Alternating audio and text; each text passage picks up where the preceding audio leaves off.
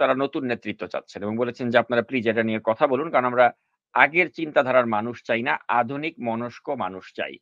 তো এটা কেন বলছি এটা নিশ্চয়ই আপনি উপলব্ধি করতে পারছেন যে, আমাদের যে একটা রাজনৈতিক মেরুকরণ চলছিল যে, এক টার্মে বিএনপি থাকবে, এক টার্মে আওয়ামী লীগ থাকবে। আবার আওয়ামী লীগ, আবার বিএনপি। তো ওই একটা যে একটা গতি, সেই গতি প্রবাহে কিন্তু বাধা দিল হাসিনা ২০১৮ সালে ক্ষমতা নেওয়ার পর থেকে। সে চাইল যে, আমি ২০৪১ সাল পর্যন্ত আমি ক্ষমতায় থাকবো। এবং সেজন্য তিনি এবং ভারতের আশীর্বাদ পুষ্ট হয়ে তিনি এমন একটা মানে অবস্থায় নিজেকে নিয়ে গেলেন এবং যত ধরনের তার রাষ্ট্রের যত আম ফোর্স রয়েছে সেগুলোকে দিয়ে তিনি দমন-পীড়ন করে তিনি চাইলেন আজীবন তিনি ক্ষমতায় থাকবেন। সেখানে তিনি ওই ভোটের মাধ্যমে আর সরকার পরিবর্তন করতে দিবেন না। আবার তিনি যদি দিতেন তাহলে যেটা হতো আরকি যে ভোটের মাধ্যমে সরকার পরিবর্তন হলে দেখা যেত যে বিএনপি চলে আসতো। কিন্তু আপনি জানেন যে বিএনপিকে নিয়েও কিন্তু মানে আমাদের যারা যুব সমাজ যারা এই যে এই গণ-অভ্যুত্থানটা ঘটালো, তাদের কারো কিন্তু একটা আপত্তি আছে। তারা ভাবছে যে বিএনপি শাসনামলটাও কি অত ভালো ছিল? এখানেও তো হাওয়া ভবন বা নানা ধরনের বিতর্ক আছে। তো আমি তাদের কথা বোঝার চেষ্টা করেছি, উপলব্ধি করার চেষ্টা করেছি এবং দেখলাম যে তারা ভাবছে যে এখন যদি বিএনপি ক্ষমতায় আসে, তারা ওই আগের মতোই ২০০১ থেকে ২০০৫ এ যেরকম ছিল ঐরকম শাসন আমাদের উপহার দিবে। আপনি কি মনে করেন যে বর্তমান বাস্তবতায় বিএনপি বা যেই রাজনৈতিক ক্ষমতায় আসুক তার পক্ষে আর ওই অবস্থা আছে যে সে আগের মতো ওই পুরানো সো কল্ড ভিন্ন ধারার যে ওই অতীতের ধারার যে রাজনীতি সেটা দিবে? নাকি আপনি মনে করেন যে তারা উপলব্ধি করেছে যে এখন যে জেনারেশন জি এদের যে চাহিদা ওই অনুযায়ী কিন্তু তাদেরকে রাজনীতি করতে হবে। যদি তারা রাজনীতিতে টিকে থাকতে চায়। নাহলে তারাও কিন্তু ওই আওয়ামী লীগের মতোই কিন্তু তারা একটা ইতিহাস হয়ে যাবে। তো আপনি কি মনে করেন যে এখন কি আমরা আশাবাদী হতে পারি যে বিএনপি বা যেই ক্ষমতায় আসুক আমরা একটা গুণগত পরিবর্তন দেখব? আমাদের এই প্রশ্নটা করছে দর্শকের নাম কি উনার? উনার আ আয়েশা। জি, আয়েশা। আচ্ছা। আ খুবই গুরুত্বপূর্ণ এবং খুবই ইম্পোর্টেন্ট কোয়েশ্চেন করছেন। আপনাকে ধন্যবাদ। আ আমাদের অজান্তেই আপনি এই এ এ এ আমি মনে করি আমাদের অজান্তেই কিন্তু ৩য় শক্তি উত্থান হয়ে যাচ্ছে এবং এই বিপ্লবের মাধ্যমে। বিপ্লবের মাধ্যমে আওয়ামী লীগ নিশ্চিহ্ন হয়ে গেছে। আপনি মনে করতে পারেন। কারণ এটা কেউ করে নাই। বিপ্লবের মাধ্যমে এই গোপালী নিজেই নিজের রাজনৈতিক দলকে একটা লাইন বলে যাওয়ার সুযোগ সে পায় নাই। চিন্তা করেন। ১৫ বছর দোর্দণ্ড প্রতাপে তার একটা মুখের কথার কেউ যদি সামান্য প্রতিবাদ করছে, তাকে গুম, খুন অথবা ডিজিটাল আইনের সম্মুখীন হতে হইছে। কিন্তু যাওয়ার সময় তার দলকে একটা লাইন নির্দেশনা দিতে পারে নাই। আল্লাহর হুকুম দেখেন কিরকম অবস্থা। আর এই যে বিপ্লবের মাধ্যমে আমি গতকাল বলছিলাম আমাদের আরেকটা টক শোতে যে আমাদের ছেলেগুলার যে সিম্পলিসিটি কিন্তু তাদের কারেজ এবং ইন্টেলেক্ট এই ৩ টা যদি আপনি মিলান, আপনি অটোমেটিক তাদের মধ্য থেকে নতুন নেতৃত্ব গড়ে উঠবে। কোন সন্দেহ নেই।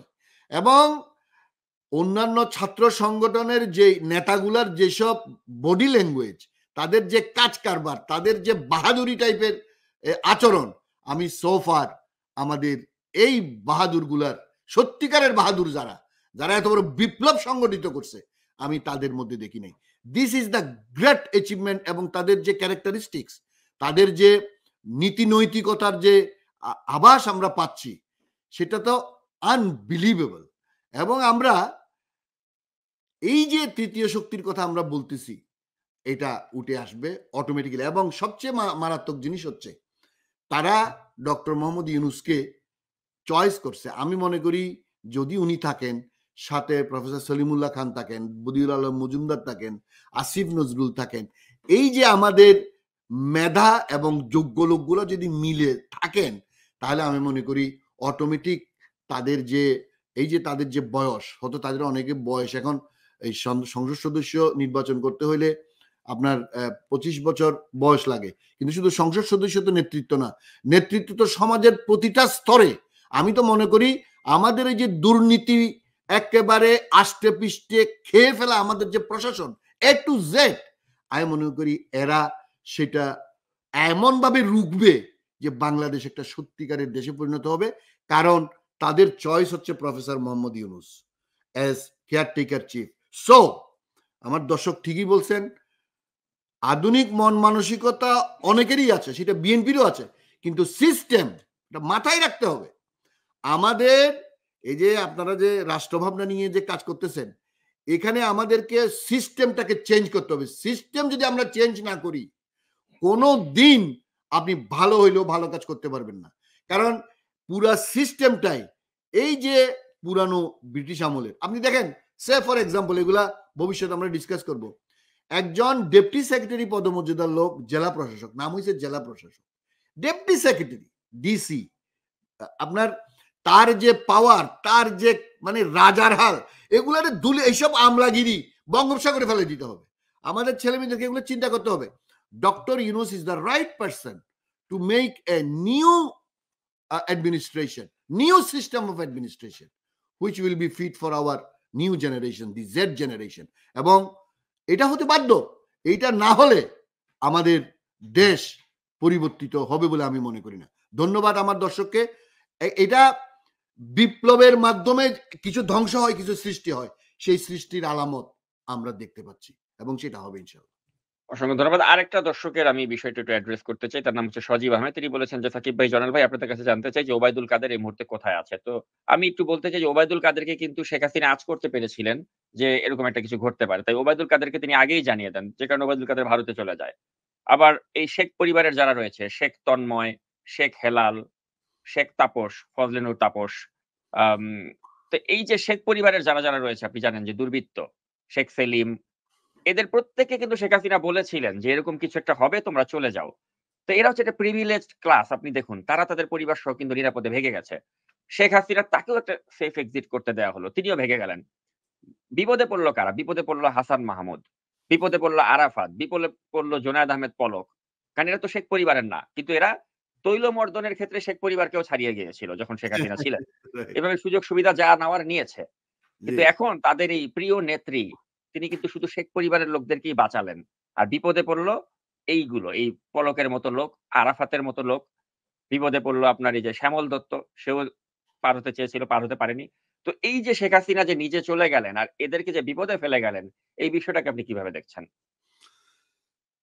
এইটা তো আ আপনি, টিটু ভাই বা আমরা বারবার বলেছি।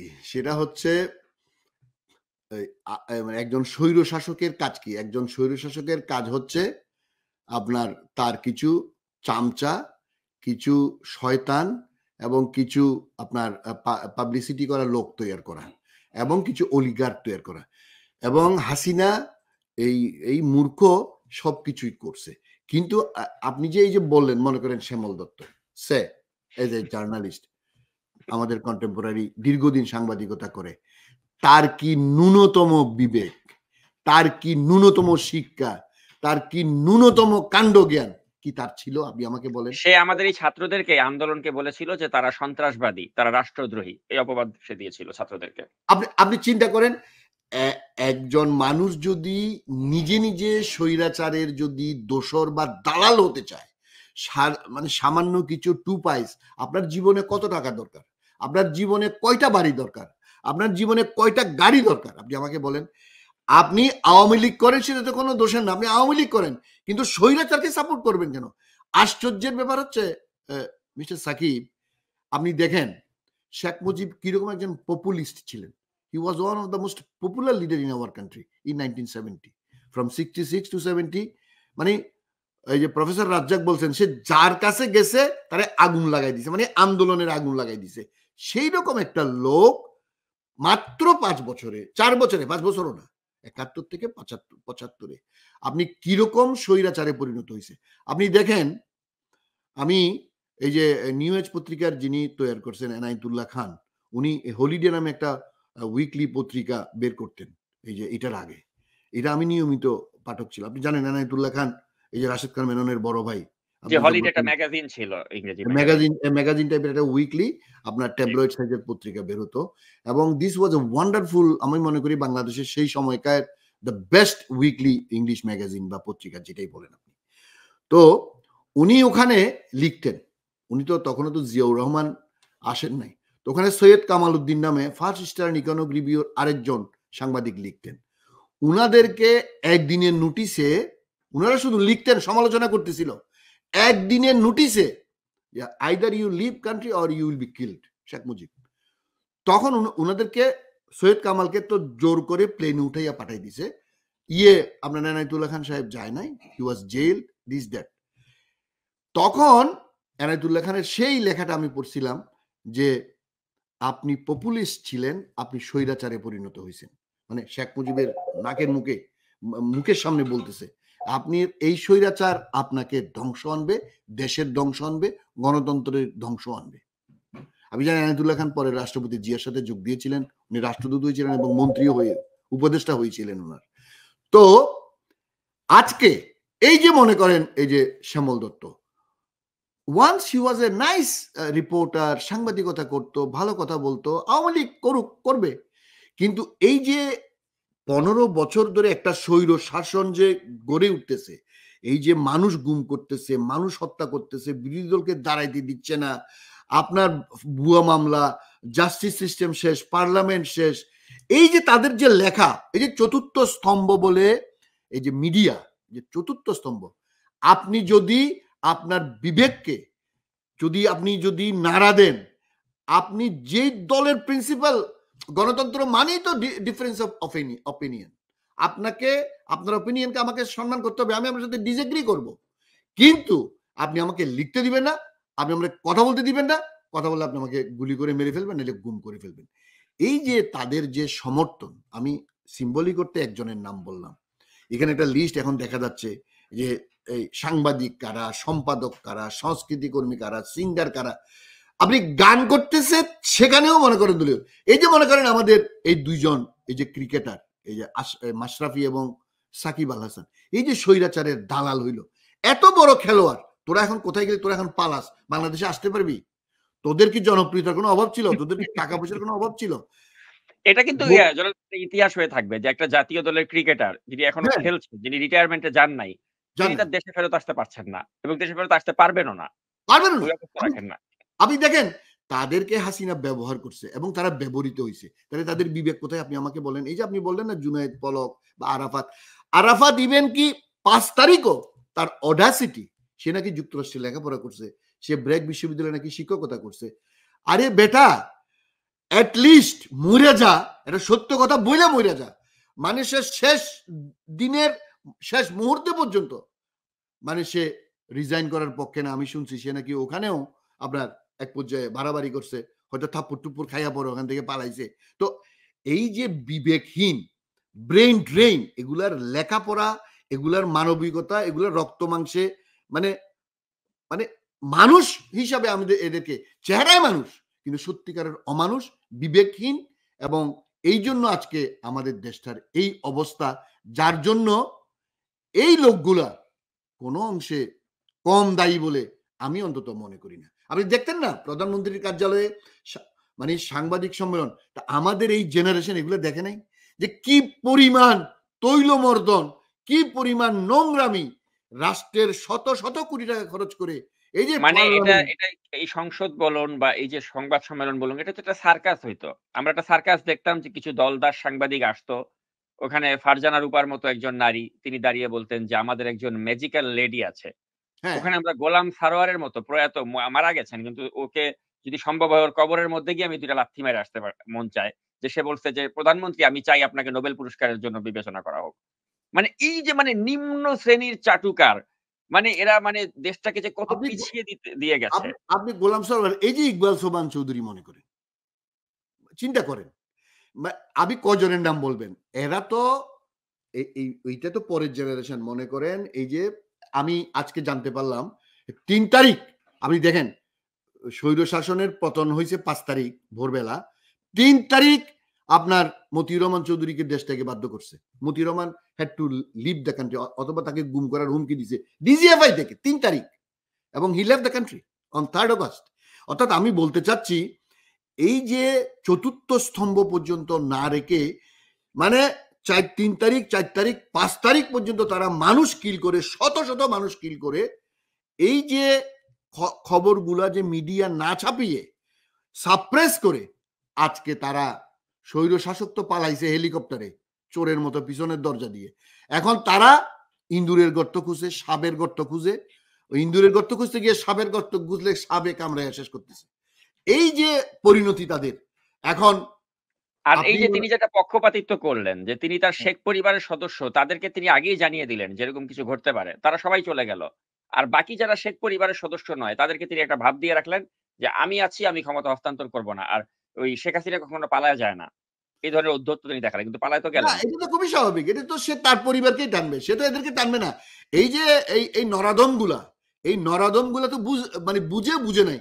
কারণ ওরা তো ওই আঙ্গুল চষে মধু খাচ্ছিল। এই মধু খাওয়ার জন্য এখন তাদের পুরা জেনারেশন, তাদের পুরা পরিবার, এরা সবাই রাজাকার হিসেবে চিহ্নিত হবে না? আমরা এখনো রাজাকার। এই যে আমাদের ছেলে-মেয়েদেরকে রাজাকার বলল। এই যে গোপালী, এই রাজাকার বলার কারণে আমাদের ছেলে-মেয়েদের যে বারুদের মতো জ্বলে উঠল। এই নতুন রাজাকার। দ্বিতীয় স্বাধীনতার নব্য রাজাকার যারা, আপনি কি মনে করেন এরা সমাজে যদি ন্যূনতম যদি তাদের কাণ্ডজ্ঞান থাকে, এই স্বৈর শাসক যারা আমাদের পুরো দেশটাকে গিলে খাইছে, দেশের বিবেক সবকিছুকে গিলে খাইছে, সেই গিলে খাওয়া এই আপনার এই মানুষগুলা আমাদের ছেলে মেয়েরা কি ছাড়বে? এই জেনারেশন তো আমি গতকালও বলছি আগামী 50, 60, 70 বছর নেতৃত্ব দেবে এই দেশের।